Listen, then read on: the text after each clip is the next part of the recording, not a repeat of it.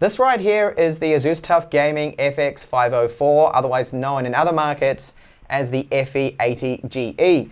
And it is a laptop that I bought because of the spec. And sadly, it's not as good as it seems. In fact, spoiler alert here, this is not a laptop you want to actually buy. So the specs on paper seem really good. An i7, the 8750H, that's the latest 8th generation, 6 cores, 12 threads, 8 GB of double data rate for RAM, 128 GB NVMe SSD, it has wireless AC, a 1 TB hard drive, and the NVIDIA 1050 Ti GPU with 4 GB of RAM. But sadly, it turned out to be a case of, on paper it looks great, but in reality, it's not. So let's find out why. We get two screen options with this particular model here. So you can either get a faster 120Hz TN panel with poor vertical viewing angles, or an IPS panel, which is the one I have here. So the brightness isn't really that great. It tops out at 212 lux. Ideally, I like to see over 250. It is matte coated, so it's great for glare. You're not going to see a lot of glare in things with those glossy panels that you do see, but have a look at the Adobe RGB coverage. So you can see right here that it's only 48% and 64% of sRGB. So this is not a screen for professionals. Getting access to the internals isn't difficult. You just have to remove 11 screws and then pry off the rear case. The SSD is upgradable. It's a Hynix one right here. And then the wireless card as well. If you're not happy with the one they've gone with, then this can also be replaced. And RAM upgrades are very easy. You don't need to pull out and swap around the motherboard. Same goes for that 2.5-inch drive. Very easy to replace this with a larger one if you're not happy with 1 TB, or put in a faster SATA 3 SSD. The battery pack is rather small, 48 watt hours only. It's not the smallest with this kind of hardware. MSI have only 41 on one of their particular models that I'll probably be reviewing later on. So this is only good for about 2.5 hours of gaming, or around 4 to 5 hours. As expected for a gaming laptop, you're not going to get the best battery life, and it's definitely not the case here. Now this is where I do not recommend this laptop here. The cooling on it just isn't sufficient enough, and ASUS know this. This is why they restrict with the BIOS, with the power limits. It'll chop down to only 25 watts once it starts to get a little hot, because they know the cooling is not going to do a sufficient enough job unless you use that fan over booster mode, which results in fan noise of up to 55 decibels. Then you get the 45 watts.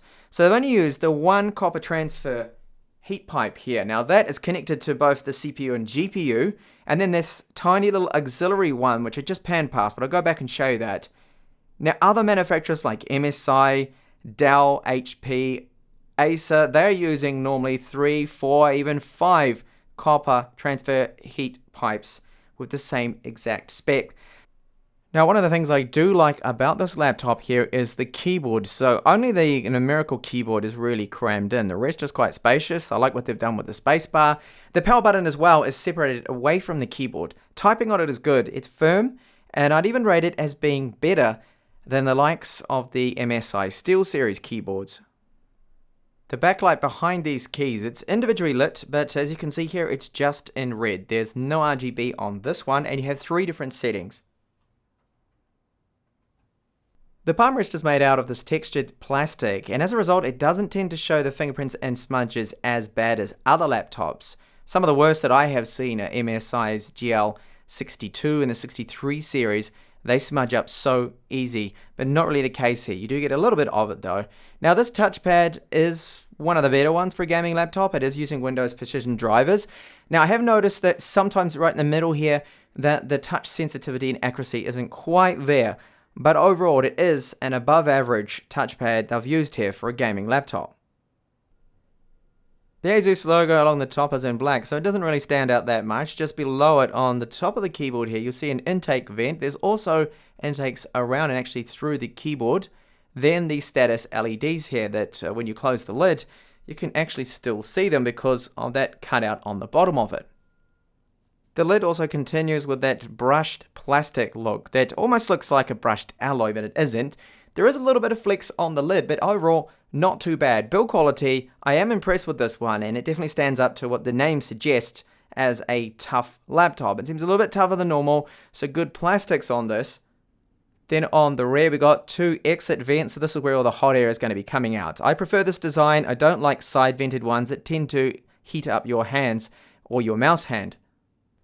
Slim pickings when it comes to our port selection. So a 3.5mm headphone jack. We've got two USB 3 ports, USB 2, and then HDMI 1.4a sadly now. This to me should be HDMI 2. I know that the NVIDIA 1050 Ti is not really capable at all at driving games in 4K, but it's still nice to be able to run your desktop 4K in 60Hz.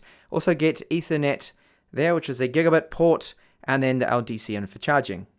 And on the right, a Kensington lock slot. So it is missing an SD card reader. It should have mini display out, I believe, as well. And even a Thunderbolt 3 port would be nice. So they really cheaped out a little bit here, ASUS, with this, considering what the competition is offering. So the power brick is relatively large, and this is as expected for a gaming laptop. It's 120 watts, and it will charge that 48 watt-hour battery in just over 1 hour and 30 minutes. Either side of the laptop you will find these side-firing speakers. The loudness is okay, it maxes out about 80 decibels, but what it is lacking in is bass because it doesn't have a little sub underneath, which I feel they could have added. But I'll give you a sample of those speakers now.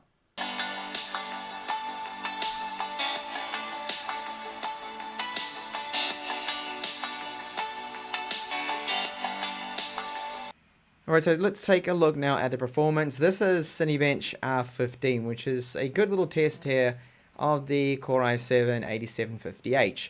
So right now I have it on what is the balanced fan profile. Now these fan profiles are actually linked as well to the thermal limits we have. So the TDP. The TDP is 45 watts on this particular CPU. But what keeps happening with this one, as you'll see right here when you have a look at this graph here in Intel XTU, that it will actually end up limiting itself, right back here it did it, to, you can see when we get power limit throttling, it will limit itself down to 2.2 gigahertz or 2.5, stuck at 25 watts as the power limit, which is right here, okay, 45 is the stock, but it's linked to the fan profile, so this is a problem you keep running into. Whatever you do, it starts to either power limit throttle, and if you put it in the overboost mode, which I will do now, so function F5 into the fan overboost mode, the fans get even louder. This is the only way you can get maximum performance. Then this is what happens. You can see it's been triggering right here a lot of thermal throttling. So it will peak at about 98 degrees, but it doesn't go over that. At least that's one good thing. But the fan is up to 55 decibels. It's just getting far too loud there. So if we repeat tests here like Cinebench, then you're able to get slightly higher scores, but eventually it will go back to the 25 watts power limit, because as we know, there's a problem with this laptop. Even after the BIOS updates, the cooling is not good enough, so they have to cap the power limits, throttling down that CPU, which is really disappointing. So what you are paying for, you are not getting. Now if you undervolt, something we shouldn't really have to do, so if you undervolt, then you're able to get very good Cinebench scores out of this particular CPU. You can see right here. And I mean, that's an amazing score. That is really good considering that this is a laptop. So that is not bad at all. Now, I do have some other complaints with the hardware. So they've cut even further corners here. So not just the cooling with the copper heat transfer pipes. The SSD. All right. It's an NVMe SSD. You get reasonable read speeds. Okay, that's good. But look at the write speeds. They're quite low. Other manufacturers, MSI, HP, Dell, they are going with faster drives, so really they could have gone better with this. Another real disappointment is the wireless card. So the wireless card is a Realtek 8821 CE, and this thing here, not really that fast, about 180 megabits per second only is the maximum speeds you will get out of it. So that's not good at all. I'll show you right here. So this is just a typical wireless test. I'm able to get double this on my Mi Notebook Pro. So it's really not good. I'll even show you an example of Steam downloading. So only 14.7 megabits per second. I can get up to 39, 35 on other laptops. So not a good card there at all. Here's the Geekbench 4 score. This is with an undervolt. So you can get a really impressive multi-core score here for this type of hardware. I mean, this is crazy. It's a really good score. But the single core score, considering a maximum turbo of 4.1, not actually that good there. So it doesn't really want to hold that 4.1 turbo. Again, this is ASUS crippling the CPU a little bit because of the insufficient cooling. So that is really not good at all to see. Now, general performance, I will not actually go over this because this CPU handles everything fine. Everything you can throw at it, multitasking like crazy, 4K streaming, websites, Chrome, all of that, perfect. There's no need for me to really touch that. Firestrike, if you haven't seen my first video, the unboxing video, gets a score of around 7,000, which isn't bad. And yet another issue cropped up. So every time I've done a reboot, I've tried messing with drivers.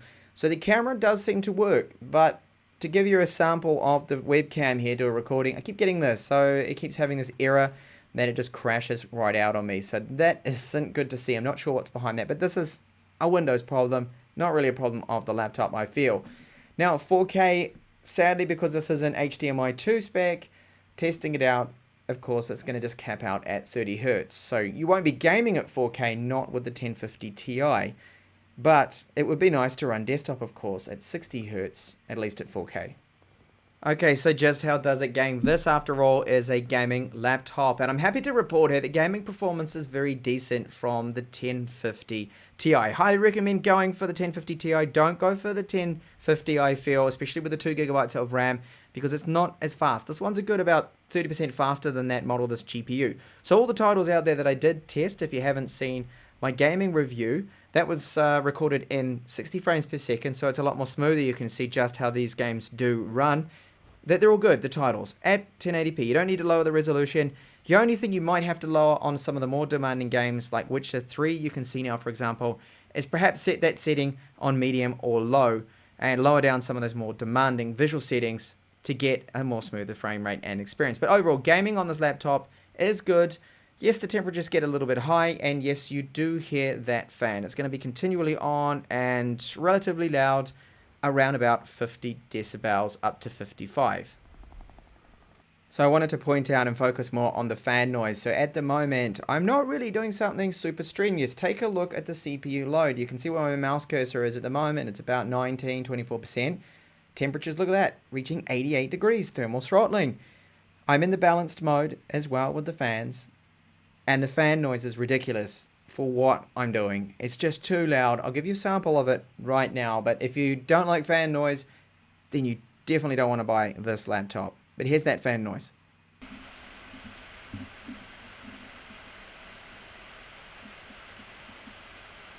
So internal temps, GPU maxes out about 76 degrees. The CPU I have shown you getting up to 89 degrees.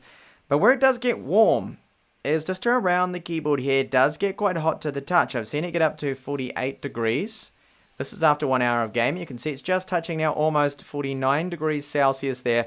So getting quite hot there. And this is on the cooler booster, well, the overboost mode. The palm rest is always good. So the palm rest you can see here around 26 degrees. So that's good. You're not going to get sweaty hot palms using this. It's just around the keyboard which concerns me a little with those temperatures which continually start to slowly creep up the longer you game on this. So there we go, as you gathered from the start of this video, that this is not a laptop to get, and I'm really disappointed in ASUS with this one. They've just cut so many corners. Did they not even test this laptop? I don't understand this. They know there's a problem with it because look at what they're doing when it comes to the power limits. They're throttling it back. They're forcing the user to use the overboost fan mode, which puts it in the maximum RPMs to try and keep it as cool as possible. But even then, it will thermal throttle. And you have to do some crazy undervolting on this to get the kind of performance that you're paying for, that you expect to get. The wireless AC is also disappointing. It's quite slow. They've got a reasonably slow drive for the NVMe SSD there. So they're cutting corners on the SSD, the wireless card. The battery capacity, 48 watt hours is not huge. Now, gaming laptops don't normally have good battery life. So I can't really complain too much about that compared to the competition, but you only get about 5 hours maximum. It is still disappointing. Now, gaming performance. Let's go over the the pros here. Gaming performance, okay, it is actually decent. You get a lot of fan noise, but when you put it on the overboost mode, the performance is good. Once you apply the BIOS updates that fix the GPU stuttering. So we're off to a bad start when I first got this, but luckily, doing those updates has improved things there. But thermal-wise, the fan noise, it's really annoying. It does get hot around the keyboard, but I do like that keyboard. The keyboard is very nice to type on, and I will go as far as to say they're better than the SteelSeries keyboards on the MSI laptops that I have reviewed in this channel. It's just very nice to type on, good travel. You even get the numerical keypad, or others don't, they miss and skip that, but normally with gaming laptops we do have it. So a little crushed in, good. Touchpad as well is good. Overall the build quality is good. Not an amazing screen, but it is acceptable for a gaming laptop. Now most people won't be doing professional editing, color work and things like that on a screen like this, especially not with the 48 Adobe rating there. That's not great. 48% coverage, very poor. But overall, it's just the thermals are the big major factor here. So we've got some nice hardware in here. We've got the 8th generation i7, very good CPU, but just insufficient cooling. Basically just the one connected thermal transfer pipe with half an additional smaller pipe on it to aid the cooling of the CPU, and that is just really not good enough. And that is why I cannot just recommend this at all. This laptop has frustrated me. I have massive amounts of buyer's remorse. I will be selling this and I will be buying something with better cooling. So please do check out the competition, check out MSI, HP, Dell, all of those guys. They have, I feel, better 1050 Ti gaming laptops. Thank you so much for watching this review, and I hope you avoided this one here and I helped out.